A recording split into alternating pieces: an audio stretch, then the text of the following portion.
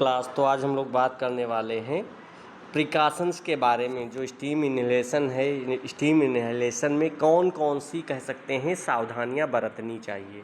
ठीक है, तो इसके बारे में हम लोग बात करने वाले हैं। तो सबसे पहले बात करते हैं प्रिकॉशंस के बारे में, कौन कौन से प्रिकॉशंस हैं। क्योंकि स्टीम इन्हेलेशन में क्या करते हैं, हॉट वाटर और वार्म वेपर का यूज़ किया जाता है। तो इसीलिए यहाँ पे प्रोसीजर के दौरान सबसे ज़्यादा इम्पॉर्टेंट प्रिकॉशन से ही होगा। क्योंकि अगर यहाँ पे हॉट वाटर ले रहे हैं, अगर उस कंडीशन में क्या होता है, बहुत सारी बर्न होने की कंडीशन हो सकती है, बर्न हो सकता है। बर्न से प्रिवेंट करने के लिए, रेस्पिरेटरी सेफ्टी के लिए, हाइजीन्स को मेंटेन करने के लिए इसका जो प्रिकॉशंस होती हैं उनको फॉलो करना ज़रूरी रहता है। अब कौन कौन सी प्रिकॉशंस होती हैं, तो सबसे पहले never use boiling hot steam. तो कह सकते हैं बहुत ज़्यादा गर्म या फिर उबली हुई जो भाप रहती है, उबलती हुई भाप रहती है, उसका कभी नहीं यूज करना चाहिए। क्योंकि जो बॉइलिंग हॉट स्टीम होगी ये थेरेप्यूटिक बेनिफिट्स के लिए तो रिस्पॉन्सिबल होती है, लेकिन वहाँ पे क्या होगा, बहुत ज़्यादा हार्ड क्या होगा, वो हमारी बेनिफिट्स को और ज़्यादा इंक्रीज नहीं करेगी। इसके बजाय क्या होगी, वहाँ पे स्किन को या फिर म्यूकोसा, जो हमारी रेस्पिरेटरी म्यूकोसा होगी, अगर वो एक्सेसिव हीट है तो वो उसको डैमेज कर सकती है। ठीक है, तो बहुत ज़्यादा अगर वहाँ पे हम हॉट स्टीम लेंगे तो इसकी वजह से वहाँ पे थ्रोट में इरिटेशन हो सकता है, थर्मल इंजरी हो सकती है, फेशियल बर्न की कंडीशन हो सकती है, या फिर जो नेजल म्यूकोसा होगा वहाँ पे इरिटेशन हो सकता है। ठीक है, तो इसीलिए वहाँ पे कंफर्टेबल वार्म वाटर स्टीम लेंगे, जिससे क्या हो, वहाँ पे प्रॉपर्ली ह्यूमिडिफिकेशन हो सके प्लस सूदिंग इफेक्ट प्रोवाइड हो। ठीक है, अगर इसके बजाय अगर वेरी हॉट स्टीम लेंगे तो उसकी वजह से टिश्यू इंजरी होगी और वहाँ पे और ज़्यादा क्रिटिकल कंडीशन डेवलप हो जाएगी।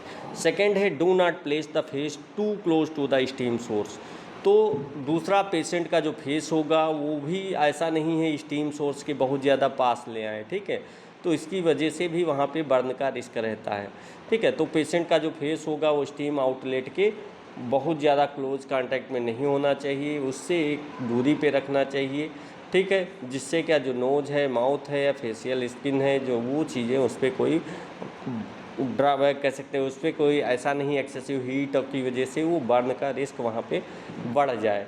ठीक है, तो क्या करेंगे, वहाँ पे जो फेस होगा बहुत ज़्यादा क्लोज में नहीं रखेंगे, नहीं तो वहाँ पे बर्न का रिस्क रहेगा। ठीक है, तो सेफ़ डिस्टेंस को मेंटेन रखेंगे, जिससे जहाँ पे क्या हो, जो स्टीम हो कंफर्टेबली वार्म फील हो और वहाँ पे कोई बर्निंग सेंसेशन ना डेवलप हो। नेक्स्ट है, avoid unstable containers of hot water. तो वहाँ पे जो हॉट वाटर वाला कंटेनर होगा वो स्टेबल होना चाहिए, फ्लैट होना चाहिए और वहाँ पे सिक्योर सरफेस पे रखा होना चाहिए। अनस्टेबल कंटेनर अगर सही से नहीं रखा है तो क्या हो जाएगा, जो टिप ओवर हो सकता है या फिर हॉट वाटर वहाँ पे फैल सकता है और पेशेंट की स्किन पे भी गिर सकता है। तो ये सब सीरियस, जिसके कारण वहाँ पे सीरियस इंजरी हो सकती है। तो इसी कारण से वहाँ पे जो ओपन बाउल होते हैं उनमें बॉइलिंग वाटर ऊपर से झुक के वहाँ पे अनकंफर्टेबल रहेगा, अनसेफ होता है। ठीक है, इसीलिए आप जो कह सकते हैं स्टैंडर्ड क्लोज कंटेनर आए हैं उन्हीं का यूज किया जाता है। नेक्स्ट है, never leaves children alone during the steam inhalation. तो स्टीम इनहेलेशन के दौरान क्या करेंगे, जो छोटे बच्चे रहते हैं उनको हम कभी अकेला नहीं छोड़ेंगे। क्योंकि अगर वहाँ पे जो चिल्ड्रन हैं, क्योंकि हॉट वाटर है, स्टीम होगा, तो वहाँ पे एक्सीडेंटली बर्न की कंडीशन उनके डेवलप हो सकती हैं। क्योंकि जो चाइल्ड होगा अचानक वहाँ पे हो सकता है इक्विपमेंट को टच कर ले, कंटेनर को गिरा दे, या फिर ऐसी बहुत सारी कंडीशंस हो सकती हैं जिसकी वजह से वहाँ पे जो वो चाइल्ड होगा उसके बर्न की कंडीशन डेवलप हो सकती है या फिर स्कैल्ड इंजरी हो सकती है। ठीक है, तो जब भी चिल्ड्रन का स्टीम इनहेलेशन करवाएंगे तो किसी न किसी एडल्ट के सुपरविजन में ही करवाएंगे।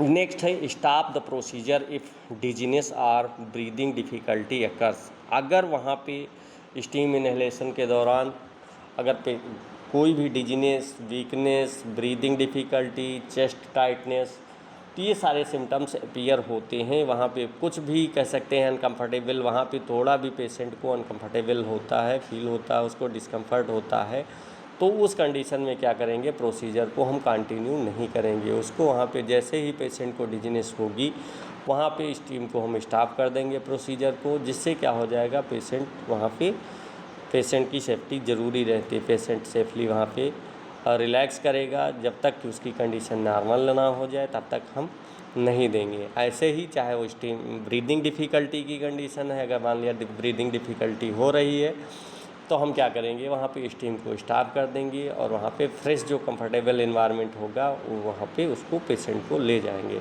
जिससे क्या हो, वहाँ पे जो रेस्पिरेटरी स्टेटस हो वो अच्छा हो सके। और वहाँ पे अगर रिक्वायरमेंट मेडिकल इवैल्यूएशन की पड़ रही है तो तुरंत वहाँ पे क्या करेंगे, मेडिकल इवैल्यूएशन करवाएंगे उसका, ठीक है। तो ये सारी चीज़ें। इसके अलावा नेक्स्ट है कीप द इक्विपमेंट क्लीन। तो स्टीम इन्हेलेशन की जो डिवाइसेज रहती हैं, जो इक्विपमेंट रहते हैं, उनको रेगुलरली क्लीन करना चाहिए, ठीक है। और वहाँ पे उसको मेंटेन रखना चाहिए, क्योंकि मॉइस्ट इन्वायरमेंट में क्या होगा, इम्प्रॉपर क्लीनिंग से माइक्रो ऑर्गेनिज्म डेवलप हो सकते हैं। माइक्रो ऑर्गेनिज्म वहाँ पे अच्छे से डेवलप हो जाएंगे और वहाँ पे जो इक्विपमेंट होगा वो कंटेमिनेट हो जाएगा। फिर अगर वहाँ पे रेस्पिरेटरी एक्सपोजर देते हैं तो वहाँ पे पेशेंट भी कंटेमिनेट, पेशेंट भी कह सकते हैं, वहाँ पे पेशेंट को भी माइक्रोब्स वहाँ पे एक्सपोजर लग सकता है, ठीक है। तो इस कारण से वहाँ पे अगर हाइजीन्स मेंटेन नहीं है तो माइक्रोबियल कंटेमिनेशन होगा और वहाँ पे पोटेंशियल इन्फेक्शन का रिस्क बढ़ जाएगा। तो जब भी वहाँ पे डिवाइस हो, डिवाइस को हम क्या करेंगे, जो भी मैन्युफैक्चरर इंस्ट्रक्शंस रहते हैं उसी के अनुसार उसको क्लीन करेंगे। वाटर को अननेसेसरली उसमें लंबे समय तक नहीं भरा रहने देंगे। कंपोनेंट्स को प्रॉपर्ली ड्राई रखेंगे और वहाँ पे जो शेयर्ड इक्विपमेंट अगर है तो वहाँ पे हाइजीन्स को मेंटेन रखेंगे, ठीक है। इसके अलावा अवॉइड एडिंग एसेंशियल ऑयल्स और other substances without appropriate advice because they can irritate the respiratory tract. तो मेनली क्या, बिना किसी कह सकते हैं एडवाइज़र के इसेंशियल ऑयल या जो अदर सब्सटेंस होते हैं उसको हम उसमें वाटर में नहीं मिलाएंगे, क्योंकि स्टीम में क्या होगा, इसेंशियल ऑयल, केमिकल्स या कोई सब्सटेंस होंगे, अगर ऐड करना है तो वहाँ पे रूटीनली नेसेसरी नहीं है, ठीक है। तो उसको करने से पहले क्या करेंगे, वहाँ पे एडवाइस लेंगे डॉक्टर की, ठीक है। क्योंकि कुछ सब्सटेंस रहते हैं जो रेस्पिरेटरी ट्रैक्ट में इरिटेशन हो गया, कफ हो गया, बर्निंग सेंसेशन, एलर्जी रिएक्शन जैसी कंडीशन या फिर ब्रीदिंग डिफ़िकल्टी को प्रोड्यूस कर सकते हैं। तो इसीलिए वहाँ पे केवल नेचुरल होने के मतलब ऑटोमेटिकली वहाँ पे सेफ़ इनहेलेशन नहीं रहेगा, ठीक है। तो यही है प्लेन की, जो प्लेन क्लीन वाटर होगा और वहाँ पे जो अप्रोप्रिएट स्टीम डिवाइस रहेगी जनरली वहाँ पे सफिशिएंट है, ठीक है।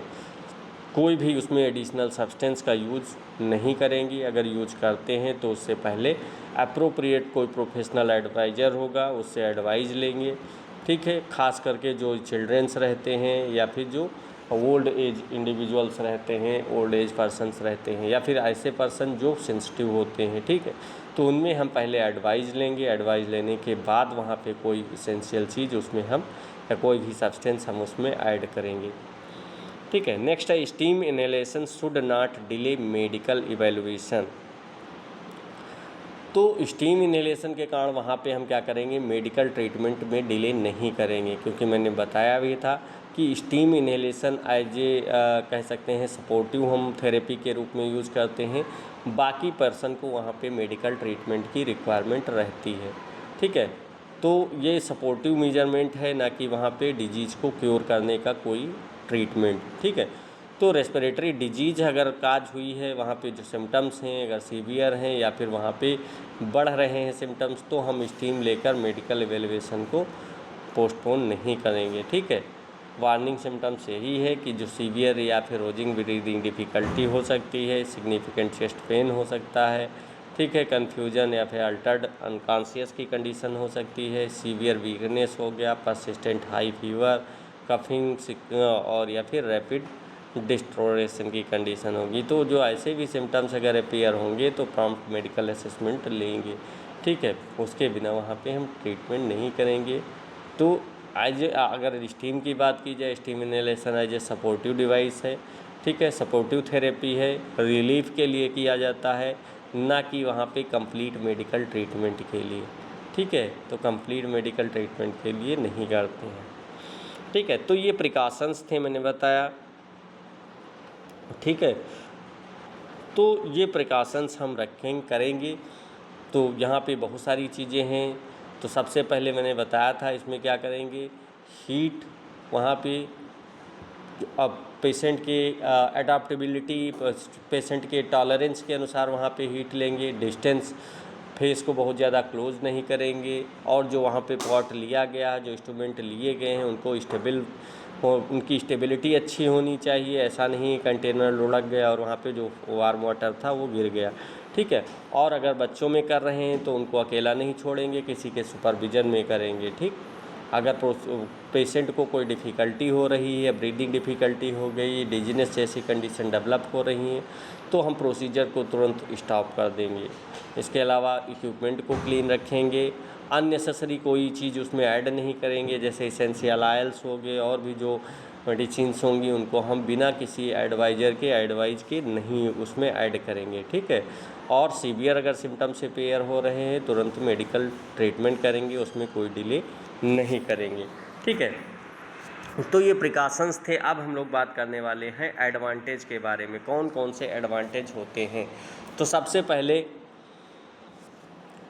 अगर देखा जाए तो सिंपल टेक्निक्स, तो स्टीम इनहेलेशन की जो बेसिक इसको क्या कह सकते हैं, बेसिक टेक्निक्स है। यहाँ पे कोई बहुत ज़्यादा ऐसा नहीं है, सिंपल प्लेटफार्म है, इजी प्लेटफार्म मान सकते हैं, इजीली परफॉर्म इसको किया जा सकता है, ठीक है। बहुत ज़्यादा कॉम्प्लिकेटेड स्टेप्स नहीं हैं, ऐसा नहीं कि बहुत ज़्यादा हाईली स्पेशलाइज्ड प्रोसीजर हो, ठीक है। तो उसके कह सकते हैं बहुत ज़्यादा हाईली स्पेशलाइज्ड प्रोसीजर भी नहीं है। अप्रोप्रिएट स्टीम डिवाइस का केवल यूज़ किया जाता है, सिंपल सेटअप है, ईजिली इसको हम परफॉर्म कर सकते हैं। पेशेंट को भी कोई कॉम्प्लिकेशन ज़्यादा नहीं होती है, ठीक है।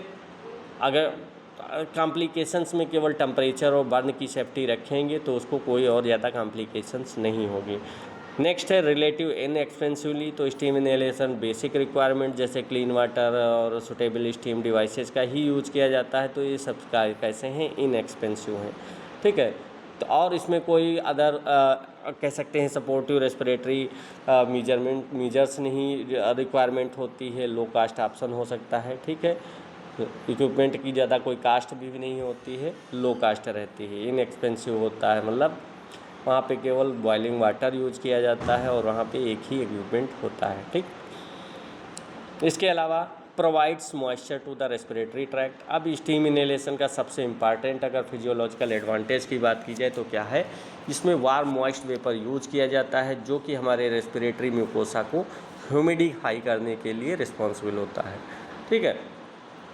जो अब ह्यूमिडिफाई हो जाएगा, जब हमारा म्यूकोसा ह्यूमिडिफाई हो जाएगा तो वहाँ पे और जो ड्राइनेस है वो डिक्रीज हो जाएगी, जिसकी वजह से वहाँ पे रेस्पिरेटरी कंफर्टेशन फील होगा, ठीक है, ठीक है। तो ड्राई नोज हो गई, ड्राई थ्रोट हो गई, तो ऐसे अगर सिम्टम्स अपीयर हो रहे हैं तो टेम्परेरीली रिलीफ के लिए हम क्या करते हैं, स्टीम इनहेलेशन ले सकते हैं, ठीक है। इसके अलावा हेल्प सॉफ्टन थिक म्यूकस, इसके अलावा मैंने बताया ये क्या करेगा, जब हमारे रेस्पिरेटरी ट्रैक्ट को वहाँ पे ह्यूमिडिफाई करेगा तो वहाँ पे जो रेस्पिरेटरी ट्रैक्ट्स में थिक या स्टिकी जो म्यूकस वहाँ पे अकुमुलेट हो गया है, जिसकी वजह से वो उसका मूवमेंट नहीं हो पा रहा और वहाँ पे डिफ़िकल्टी हो रही है उसको मूवमेंट में, तो जब हम स्टीम इनहेलेशन लेंगे तो वो ह्यूमिडिफाई करेगा, मॉइस्चर होने के कारण वहाँ पे हाइड्रेट होगा और वो सॉफ्ट हो जाएगा, लेस विस्कस हो जाएगा और वो आसानी से वहाँ पे उसका मूवमेंट आसान हो जाएगा और वो उसको क्लियर करना आसान रहेगा, ठीक है। तो हमारी जो सीलिया रहते हैं वो आसानी से उसको क्लियर आउट करेंगे, एक्सपेल आउट करेंगे, इसी को हम क्या कहते हैं, म्यूकोसीलियरी क्लियरेंस कहा जाता है, ठीक है। तो जो म्यूकोसीलियरी क्लियरेंस होंगी और जो कफिंग होगा इसके थ्रू क्या करेंगे, वो सिक्रीशन एक्सपेल आउट हो जाएगा, बाहर रिमूव हो जाएगा आसानी से। नेक्स्ट है may provide temporary relief from congestion, तो जो नेजल कंजेशन होगा, नेजल कंजेशन में थिक सिक्रीशन और म्यूकस डिस्कम्फर्ट होता है, जिसके कारण वहाँ पे ब्रीदिंग डिफ़िकल्टी होती है और पेशेंट को बहुत ज़्यादा प्रॉब्लम होती है, ठीक है। तो ह्यूमिडिफिकेशन प्लस सिक्रीशन को सॉफ्ट करने से जो नेजल क्लियरेंस ईजी हो जाएगा और वहाँ पे जो कंजेशन है, कंजेशन भी रिड्यूस हो जाएगा, ठीक है। तो टेम्परेरी कह सकते हैं वहाँ पे सिम्टम्स को रिड्यूस करने के लिए हम इस थेरेपी का यूज कर सकते हैं, ठीक है। और ये डिजीज़ को क्योर नहीं करती, मैंने पहले भी बताया है, ये एज ए सपोर्टिव थेरेपी के रूप में इसका यूज किया जाता है। नेक्स्ट है प्रोड्यूसेस है सूदिंग इफेक्ट। तो ये क्या करता है वहाँ पे ये क्या करेगा वहाँ पे सूदिंग इफेक्ट प्रोवाइड करेगा जाके, ठीक है। क्योंकि जो वार्म हुआ और जो मॉइस्ट रहेगी, ये क्या करता है हमारी नोज और थ्रोट की म्यूकोसा को वहाँ पे हाइड्रेट करता है, जिसकी वजह से वहाँ पे जेंटल सूदिंग इफेक्ट सेंसेशन कह सकते हैं पैदा होता है। क्योंकि कारण मैंने बताया, क्योंकि वहाँ पे ड्राइनेस थी वो डिक्रीज हो गई, जिसके कारण इरिटेशन डिक्रीज हुआ और पेशेंट को डिस्कम्फर्ट जो थ्रोट में फील हो रहा था वो भी वहाँ पे फील होना बंद हो गया, ठीक है। और जनरल जो कंफर्ट था वो इंक्रीज हो जाएगा, ठीक है। तो इस कारण से ये मेनली जो सब्जेक्टिव और टेम्परेरी इसका यूज होता है, ठीक। नेक्स्ट है can be used as supportive care along with appropriate medical treatment. तो सपोर्टिव ट्रीटमेंट के रूप में भी इसका मैंने बताया था यूज़ किया जाता है, क्योंकि जो स्टीम इनहेलेशन होगा वो मेडिकल ट्रीटमेंट के साथ इसको दिया जाता है एज ए सपोर्टिव केयर के रूप में। ऐसे समझो, मान लिया किसी के रेस्पिरेटरी कंडीशंस में वहाँ पे ट्रीटमेंट प्रेस्क्राइब किया गया जो चल रहा है ट्रीटमेंट, तो क्या करेंगे स्टीम कुछ सिम्टम्स को, जैसे ड्राइनेस हो गई, थिक सिक्रीशन हो गया, जो वहाँ पे म्यूकस का अक्यूमुलेशन हो गया है, जिसके कारण वहाँ पे कंजेशन हो रहा है और वहाँ पे पेशेंट को डिस्कम्फर्ट फील हो रहा है, तो उसमें ये क्या करता है जो सपोर्टिव रिलीफ प्रोवाइड करता है। लेकिन वहाँ पे जो प्रेस्क्राइब्ड ट्रीटमेंट है उसका रिप्लेसमेंट इसको नहीं करते हैं, ठीक है। वो ट्रीटमेंट चलेगा, साथ में इसको क्या करेंगे एज ए सपोर्टिव थेरेपी देंगे, ठीक है। तो ये इसके थे कंप्लीट एडवांटेज थे, ठीक है। अब हम लोग बात करेंगे इसके कौन कौन से डिसएडवांटेज रहते हैं, ठीक है। तो डिसएडवांटेज में सबसे पहले बात करते हैं सिम्टोमेटिक रिलीफ में बी टेम्परेली। तो मैंने बताया था कि यहाँ पे जो स्टीम इनहेलेशन है सपोर्टिव थेरेपी है, केवल क्या करता है ये सिम्टम्स जो अपीयर होते हैं उनको रिमूव करने के लिए रिस्पॉन्सिबल होता है, कम्प्लीटली रिमूव नहीं करता है। उनको क्या करेगा ह्यूमिडिफाई करके वहाँ पे जो थिक सिक्रीशन होगा उसको रिमूव करता है, ठीक है। तो सबसे पहले सिम्टोमेटिक रिलीफ में भी टेम्परेली, तो मैंने बताया स्टीम इनहेलेशन जो नेजल कंजेशन है, ड्राइनेस है, थ्रॉट इरिटेशन है या जो थिक सिक्रीशन है उसमें कुछ समय के लिए क्या करेगा एज ए सिम्टोमेटिक वहाँ पे रिलीफ प्रोवाइड करता है। लेकिन जो इसका इफ़ेक्ट रहेगा वो हमेशा या परमानेंट नहीं होता, क्योंकि जब हम स्टीम लेंगे ह्यूमिडिफिकेशन होगा, वहाँ पे जो टेम्परेरी सिम्टम्स होंगे उसमें रिलीफ मिलेगा क्योंकि ह्यूमिडिफिकेशन हो रहा है और वहाँ पे ग्रेजुअल इफेक्ट डिक्रीज होगा। धीरे धीरे इफेक्ट क्या होगा वहाँ पे जो प्रोसीजर होगा कुछ समय के बाद वो सिम्टम्स फिर से रिटर्न हो सकते हैं, स्पेशली कब जब वहाँ पे कंडीशंस अभी प्रेजेंट है, तो ठीक है। नेक्स्ट है does not treat the underlying cause of infection. तो ये जो वहाँ पे सिम्टम्स होंगे इन्हेलेशन से रेस्पिरेटरी ट्रैक्ट में जो प्रेजेंट वायरस या बैक्टीरिया होंगे वो इन्फेक्शन को डायरेक्टली एलिमिनेट नहीं करते हैं, क्योंकि इसमें क्या होता है जब स्टीम इनहेलेशन लेंगे तो उसकी वजह से वहाँ पे म्यूकस सॉफ्ट हो जाता है, जिसके कारण डिस्कम्फर्ट फील जिसके कारण कम्फर्ट वहाँ पे फील होता है। लेकिन जो वहाँ पे वायरस डायरेक्टली अटैक किया है तो उसको ये डिस्ट्रॉय नहीं करता। या फिर बैक्टीरियल इन्फेक्शन है, बैक्टीरियल इन्फेक्शन में भी क्या करेंगे हम जो स्टीम इनहेलेशन लेंगे एज ए सपोर्टिव थेरेपी लेंगे। ऐसा नहीं जो वहाँ पे एंटीबायोटिक ट्रीटमेंट है उसका ये रिप्लेसमेंट है, तो रिप्लेसमेंट नहीं है, वहाँ पे एंटीबायोटिक ट्रीटमेंट देना ही पड़ेगा, ठीक है। साथ में इसको एज ए सपोर्टिव थेरेपी हम दे सकते हैं, ठीक है। तो अगर मान लिया वायरल बैक्टीरियल या फंगल है तो वहाँ पे हमें antiviral anti fungal anti bacterial therapy देनी ही पड़ेगी, एंटीबायोटिक्स का यूज करना ही पड़ेगा। नेक्स्ट है excessive heat can cause burn. तो अगर वहाँ पे जो हम स्टीम इनहेलेशन दे रहे हैं उसमें अगर जो बहुत ज़्यादा स्टीम इनहेलेशन है, बहुत ज़्यादा जो हार्ट कह सकते हैं वहाँ पे स्टीम यूज कर लेंगे तो उसकी वजह से वहाँ पे थर्मल इंजरी का रिस्क रहता है, ठीक है। तो ये इसका सबसे बड़ा डिसएडवांटेज होता है, क्योंकि बहुत ज़्यादा हार्ट स्टीम क्या करती है हमारी फेशियल स्किन हो गई या फिर जो हमारी रेस्पिरेटरी म्यूकोसा होती है उसको डैमेज कर सकती है, ठीक है। तो वहाँ पे स्किन बर्न हो सकता है, नजल म्यूकोसा में इंजरी हो सकती है, थर्मल इंजरी हो सकती है या फिर स्कैल्डिंग हो सकता है। तो इसीलिए जो स्टीम होगी वो कंफर्टेबल वार्म होनी चाहिए, बॉइलिंग या फिर हॉट नहीं होनी चाहिए। इसके अलावा improper equipment can causes accidental scalding. तो अगर गलत इक्विपमेंट से क्या होगा, वहाँ पे जो वाटर होगा वो गिरने का डर रहेगा और वहाँ से जलने का भी रिस्क रहता है। तो अगर कंडीशन क्या रहती है, अनस्टेबल कंटेनर, ओपन बाउल या फिर इनअप्रोप्रिएट सेटअप वहाँ पे अगर हम यूज़ करते हैं तो वहाँ पे हॉट वाटर होगा वो वहाँ पे गिर सकता है। अगर हॉट वाटर गिरेगा तो उसकी वजह से वहाँ पे अगर उसके कांटेक्ट में आ जाएंगे तो उसकी वजह से बर्न इंजरी या फिर स्कैल्डिंग हो सकती है। तो इसीलिए अप्रोप्रिएट कमर्शियल जो वहाँ पे रहता है steam devices, generally open bowl और बॉइलिंग वाटर की अपेक्षा वो ज़्यादा सेफ मानी जाती हैं क्योंकि वो क्लोज रहती हैं, ठीक है। इसलिए वहाँ पे चिल्ड्रेन में पर्टिकुलरली रिस्क इसका कम हो जाएगा, ठीक है। नेक्स्ट है, it is not suitable for every respiratory conditions. तो जो ये कह सकते हैं स्टीम इनहेलेशन होगी, ये सभी ऐसा नहीं कि जितनी भी रेस्पिरेटरी डिजीज़ होंगी सभी में इसका हम यूज कर सकते हैं, सभी में इसका यूज नहीं किया जाता है क्योंकि कुछ पेशेंट्स रहेंगे उसमें क्या रहता है, ह्यूमिड एयर से वहाँ पे ब्रीदिंग डिफ़िकल्टी हो सकती है या फिर जो रेस्पिरेटरी सिम्टम्स होंगे और ज़्यादा वहाँ पे बढ़ सकते हैं। मोस्टली सीवियर ब्रीदिंग डिफ़िकल्टी और एक्यूट रेस्पिरेटरी डिस्ट्रेस हो गया, ह्यूमिड एयर इंटॉलरेंस हो गया या फिर कह सकते हैं बहुत सारी सर्टेन एयरवे कंडीशंस रहती हैं जैसे तुम्हारा कह सकते हैं अस्थमा जैसी कंडीशंस रहेंगी, वहाँ पे स्टीम को हम रूटीन ट्रीटमेंट के रूप में कंटिन्यूअसली यूज नहीं कर सकते हैं, ठीक है, उसमें यूज नहीं करना चाहिए, ठीक है। क्योंकि जो स्टीम इनहेलेशन होगा, स्टीम इनहेलेशन को हम ब्रोंकोडायलेटर ट्रीटमेंट नहीं मान सकते हैं, ठीक है, क्योंकि ब्रोंकोडायलेटर क्या करता है, जो ब्रोंकियल स्मूथ मसल्स होती हैं उनको रिलैक्स करने का काम करता है, ठीक है, जिसके कारण वहाँ पे जो एयरवे होती हैं वो क्लियर हो जाता है। लेकिन स्टीम इनहेलेशन को हम ब्रोंकोडायलेटर ट्रीटमेंट की तरह यूज नहीं कर सकते हैं, ठीक है, क्योंकि स्टीम इनहेलेशन क्या करता है, ह्यूमिडिफिकेशन का काम करता है, जिससे जो म्यूकस होता है वो सॉफ्ट हो जाता है और वहाँ पे सूदिंग इफेक्ट प्रोवाइड होता है।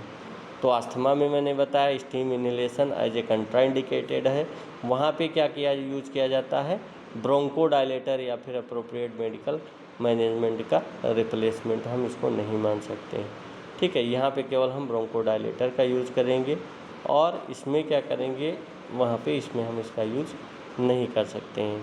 तो कंप्लीट ये डिसएडवांटेज थे, ठीक है। अब हम लोग बात करते हैं इसकी कॉम्प्लिकेशंस की, कौन कौन सी कॉम्प्लिकेशंस काज हो सकती हैं। तो कॉम्प्लिकेशंस, क्योंकि जनरली वैसे steam inhalation simple supportive procedure है, लेकिन इम्प्रॉपर टेम्परेचर, अनसेफ इक्विपमेंट और वहाँ पे पुअर सुपरविजन के कारण वहाँ पे क्या हो सकता है, कॉम्प्लिकेशंस काज हो सकती हैं, ठीक है। तो इनमें सबसे बड़ी कॉम्प्लिकेशंस क्या होती है, मैंने बताया था थर्मल इंजरी या फिर स्कैल्डिंग की कंडीशन हो सकती है, ठीक है। तो सबसे पहले हम बात करते हैं थर्मल बर्न के बारे में। Very hot steam can burn the face, nose, mouth और रेस्पिरेटरी टिश्यूज़। तो थर्मल बर्न तब हो सकता है जब हम क्या करेंगे, पेशेंट को बहुत ज़्यादा हॉट स्टीम के कांटेक्ट में आएंगे, तब वहाँ पे बर्न की कंडीशन क्या हो सकती है, डेवलप हो सकती है। तो मैंने बात किया थर्मल बर्न की कंडीशन। थर्मल बर्न में मैंने बताया क्या हुआ, वहाँ पे हॉट स्टीम या फिर कांटेक्ट में लंबे समय तक आएंगे तो उसकी वजह से वहाँ पे फेस हो गया, नोज हो गया, माउथ हो गया, अपर रेस्पिरेटरी ट्रैक्ट या टिश्यूज़ में वहाँ पे बर्निंग सेंसेशन हो सकता है, जिसके कारण वहाँ पे पेन है, रेडनेस है या फिर डिस्कम्फर्ट पेशेंट को फील हो सकता है। स्कैल्डिंग की कंडीशन में वहाँ पे क्या होगा, हॉट वाटर कंटेनर्स में spill the causes skin burn. तो वहाँ पे भी स्टीम इनहेलेशन में क्या होगा, इसका पर्टिकुलर रिस्क तब होगा जब हॉट वाटर कंटेनर अनस्टेबल होगा, प्रॉपर पता लगे रखा नहीं है और वहाँ पे कोई एक्सीडेंटली वो गिर जाएगा तो उसकी वजह से वहाँ पे क्या होगा, स्किन के कांटेक्ट में आने पर स्कैल्ड बर्न की कंडीशन डेवलप हो सकती है, ठीक है। तो ये कॉम्प्लिकेशंस तभी होता है, तो इनहेलेशन से तो ये नहीं होगा, लेकिन वहाँ पे डायरेक्टली हॉट वाटर के कांटेक्ट में आ जाएंगे तो इसकी वजह से वहाँ पे बर्न की कंडीशन डेवलप हो सकती है। तो ये मेनली जो ओपन बाउल रहते हैं उनमें हॉट वाटर होता है तो उससे हो सकता है, या फिर अनस्टेबल कंटेनर हो गया,